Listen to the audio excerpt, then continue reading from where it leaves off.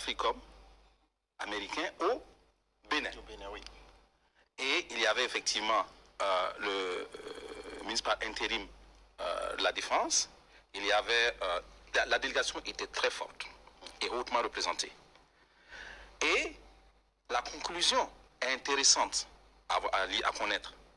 Au sortir effectivement de cette rencontre et en direction effectivement de la Côte d'Ivoire, il se réjouissait de la qualité effectivement des négociations, des issues de la négociation, en vue effectivement de faire de l'Afrique de l'Ouest une région stable. Ok. Et ils ont continué en Côte d'Ivoire pour effectivement la même mission. Ce qui veut dire quoi?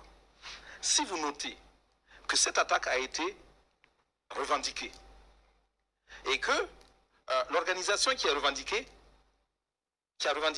est celle-là même qui a encore eu pied de roue en Syrie, avec effectivement les partenaires de l'OTAN. Ça veut dire que c'est eux qui les contrôlent.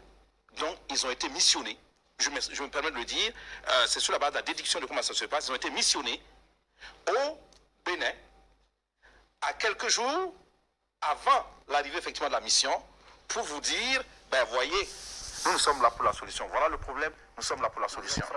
Vous êtes fragile, nous sommes là.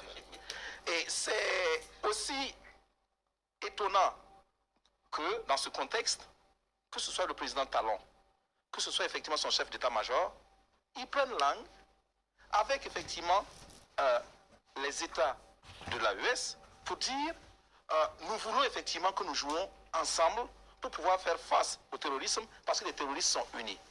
Mais les terroristes, ils ont le même maître. Le terroriste, ils utilisent effectivement une même approche et ils ont les mêmes objectifs. Est-ce qu'aujourd'hui, on peut dire que les États de l'AES ont le même objectif que la Côte d'Ivoire, que le Bénin?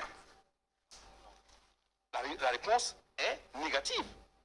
Parce que, un, nous n'avons pas les mêmes approches au niveau de la coopération entre griffes avec les porteurs d'appui qui sont offerts. Si on prend notamment la France, aujourd'hui, c'est clair, il n'y a pas d'hésitation, il n'y a même pas de confusion.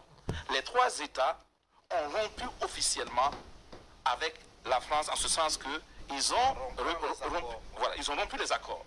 Et le président du Faso a été très clair dessus. Aujourd'hui, vous avez encore les accords coloniaux de 1961. Pour ce qui est de la Côte d'Ivoire, c'est encore pire. Vous avez fait des protocoles additionnels pour leur donner à titre gratuit une parcelle au niveau des aéroports et c'est pour 50 ans. Bon, et vous voulez effectivement venir dire, venez, mais c'est comme si ils viennent nous attraper pour aller remettre effectivement dans l'enclos où nous sommes